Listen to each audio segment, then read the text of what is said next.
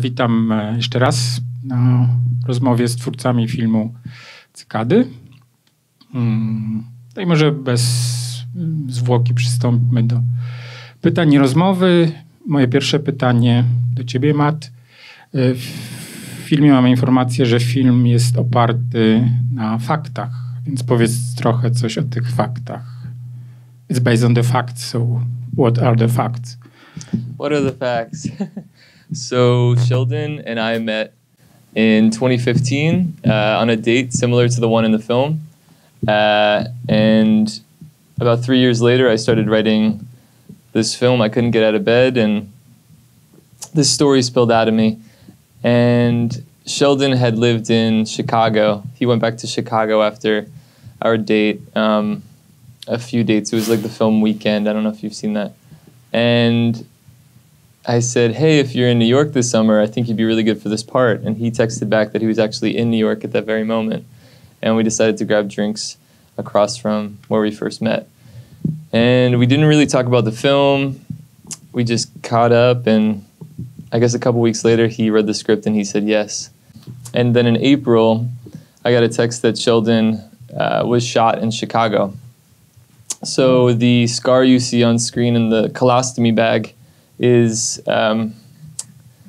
real. It's what he was actually going through, because we only shot 3 months after that. We shot the film 3 months after that. We didn't really want to recast Sheldon. We didn't want to... I had written this film with him in mind from the beginning, and it just didn't seem possible to do it without him.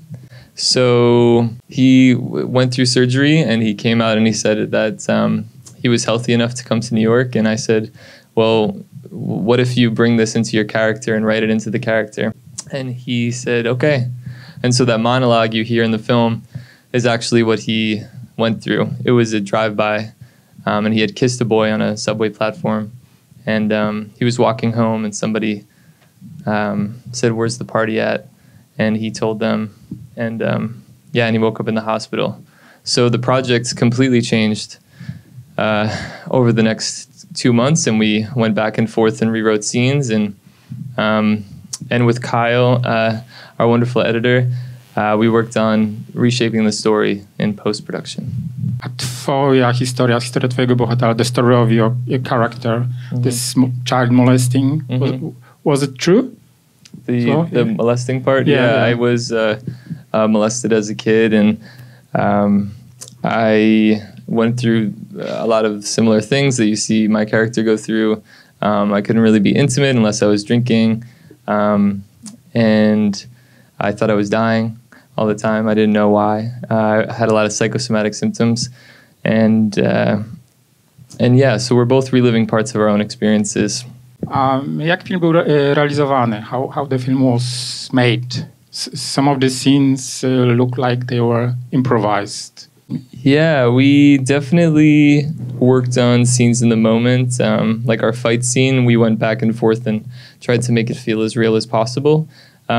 We shot it in my own apartment in Brooklyn. That's my childhood house. That's the Panera Bread. It's this fast food chain that I actually came out to my mom. Yeah, those were a lot of my real friends, and everything was very indie, to the core. To pytanie teraz do producentów, to the producers. Was it easy to make this film, to find money for making such a movie? Yeah, it was really hard. I think a lot of us didn't really know what we were doing at the start. So we were all kind of learning as we went. And, our crew was really small. It was like 10 or less people. So we were oftentimes doing like 3 to 4 jobs each. And Matt obviously is on screen, but he's also directing, and he was the writer, always like changing lines, but he's also like worrying about his wardrobe, and we don't have hair and makeup. And it's like, it was a lot of improvising that way as well, as far as like getting it done. But I think that's also kind of what made it really special, because there wasn't anyone around to really rush us. Like we took things at our own pace. Yeah, I think that we learned a lot along the way. Everything that you could imagine went wrong with the project. We had limited resources. So I feel with limited resources, you have to think outside of the box and improvise. And I believe the entire team was able to do that. So a combination of, I think, luck, good people, and perseverance. Because every time that we got like a hard blow, something else came out that helped us move forward, for us to succeed. And at the end, this project is about love. And the one thing I could say about the four of us on the stage, we all really love this project and we love each other. And that's what really got us through, the end. Dobrze, to pytanie do Kyla. Kyle, montażysty filmu. The rhythm of the film is changing. Yeah? We have this very short, fast shots, and then long scenes, long shots. So how was the working on this film? Yeah, so I mean, it was a very interesting editing process. What you see, what the final film is quite different from the script, at least as I initially read it, which is not a bad thing. I think in this case it was, at least for me as the editor, it made it much more exciting and much more interesting, that the story did kind of keep evolving in the editing and in the reshooting. And I think that we were actually, pretty lucky. Like, we had a very local team, and so we were able to, I think kind of create the best film that we could and that we wanted to make. But in terms of the pacing, like you said, I mean, I think it's, I don't remember how many montages we went through. Like, we had, several different names for them. Certainly the rhythm of the film, evolved as much as the story. But I think, one of the things I love about it is that, it kind of goes up, it goes down, you kind of get every flavor of rhythm in a way. But yeah, it was very, we had a really interesting edit set up in the living room of my apartment in New York for about 3 or 4 months. Matt came over, I think, every day. That was wonderful. But he always brought me beer or food or something. We were using my friend's iMac. I didn't even have a machine to edit with. But somehow we did make it through to making it the best result that it is. So. Oddaję Państwu głos. Czy są pytania? Czy może chcecie się podzielić jakimiś wrażeniami z tego filmu? Thanks. I wonder how David Burtka got engaged in the movie. David, I love that you know who David is. He's phenomenal and so funny. He was a friend of my co-director, Kieran Mulcair, he's Neil Patrick Harris's husband, and Kobe, David, they all are good friends outside of the show. We shot with him for a day, and I don't know what happened those days. Anything goofy? I mean, all of David's scenes are ridiculous, which is why I think that day was really funny, because we came and we were just like, we want you to not be a normal human. And it was great because Kieran and David were really close friends. So I think it was just like, Kieran, especially coming from like an acting background and now as a director, I think it was really fun for him to do those scenes. But it was nice because I think, we had those ridiculous moments, but he also does have a really like heartfelt moment towards the end that I think really rounds out his characters. So. And why do you need a co-director? Yeah, I had never really acted before.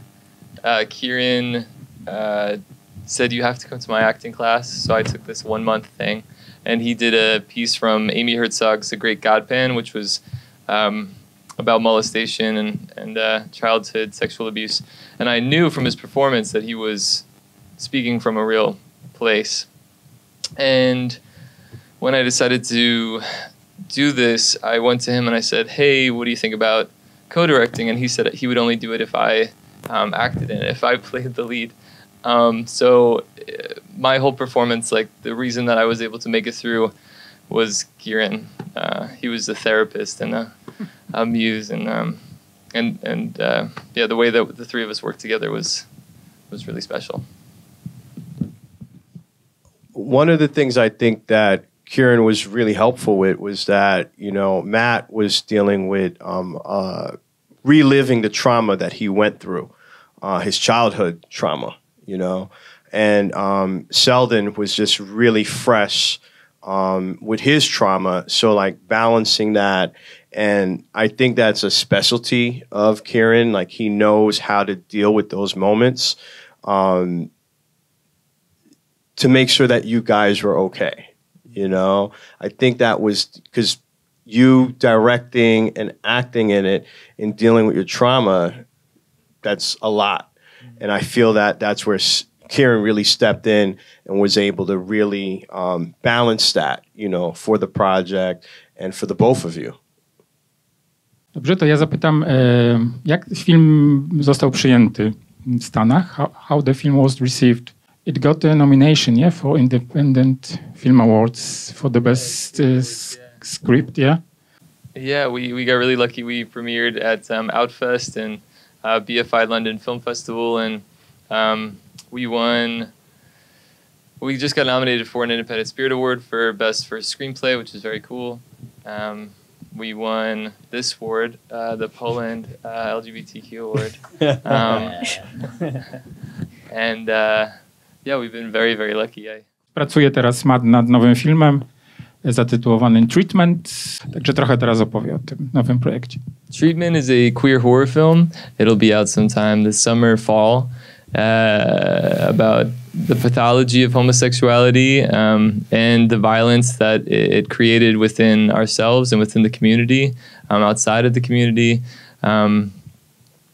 The pathology has been gone since 1972 in the States, and I think in the UK, I'm not sure here, but it still lives and breathes. And so this film is about the ghosts of homophobia and how they still lurk in the shadows. So scary. Scary, yeah. Okay. Jakieś kolejne pytania? I wanted to ask about the psychotherapist played by Kobe Smulders. Is that also based on true events? Because like she seemed like very unprofessional and kind of ridiculous. So that's what I was wondering about. Thank you. Yeah, I believe in therapy. I just want to say that. This wasn't like, I wasn't trying to knock therapy. My first therapist was in college, and it was 10 free sessions. And I had the feeling that I had to be cured by the end of the 10 sessions. So a lot of times I would go into therapy and she would work on her stuff. I felt like she was working through her own issues. And it still worked because I got to say what I need to say. And I think that so much of therapy is just speaking the words out for yourself, bringing them from the darkness into light and negotiating them with someone else. A few years after that, I saw, not a real therapist, but a better therapist, I guess. And Kobe is amazing in the film. Yeah, we got very lucky. Yeah, and I think scenes like Kobe's are important because we have such a serious and like kind of dark film, and that it's really like serious and sometimes depressing topic to talk about, and we didn't want there to be a 90-minute film about people's trauma just like hammering at you back and forth. So a lot of the film was like balancing these scenes of levity and like trying to like explore comedy, and I think part of that is also like Matt's own defense mechanism of like deflecting sometimes with comedy when he doesn't want to go deep about something or talk about something personal. So I think that's something that we tried to do throughout the film too, is just add these light moments that helps you get through the film and allows you to like really sit through the entire story without like necessarily feeling like you're getting bogged down like time after time. Ostatnia szansa, żeby zadać pytanie albo podzielić się swoimi wrażeniami. Thanks a lot. This was a very nice movie and it was a huge pleasure to watch it. But I'm really, really impressed how private it is in the sense that it's so quiet and like important, but also very private. But I was like wondering, it was anyhow surprising for you that, how your story will be received by people? Thank you for saying that. And thank you for coming. Yeah, I hadn't told this secret for 13 years. I told my friend in a college library on AOL Instant Messenger. I don't know if that was a thing here. And it was completely quiet in the library. And I remember right before I hit enter, someone said, shh. And I hit it anyway. And I didn't get a reaction right away. It was a bizarre way to come out about it. but it came out in silence, and it happened in silence. So the hardest part was that first hitting enter, and telling my friend, and then telling my mother. So nothing else really mattered at that point. And it just felt like this thing I was holding on to for no reason, when I knew that the statistic is terrible. It's 1 in 3 girls and 1 in 5 boys in the States will be sexually abused before the age of 18. But you don't really hear about the boys and the young men who go through it. And I remember reading about cicadas and how these bugs, which have been around forever, only the male cicadas cry out at night. And I'm going to loop back around with this, but Jerry Sandusky, who's the backdrop of the film, this was a big case for many, many years. And I think he abused over 100 boys. And when that trial happened, I vicariously lived through these kids who got to have closure. And when he was finally convicted on that summer night, if you were on the East Coast in the States, you could hear cicadas up and down from Virginia to Maine. And I picture at the end when Ben is finally coming out to his mother that all of those boys are with him, cheering him on, letting him know that it's going to be okay. The cicada didn't come out. It got buried underground again because of COVID. And I had to move back into that apartment that it actually happened in. And I could never really spend much time in there at all growing up. And this is the first time I had to live in this space. And I'm 31 years old, and I still couldn't be there after night. So I started writing this project, and I'm going to start crying if I keep talking about it. But anyway, it's another personal one. But yes, I just wanted to say that it's a pleasure to distribute to show such films like Cykada, and thank you so much for accepting our invitation. Thank you very much, guys, for coming. And for the film, of course.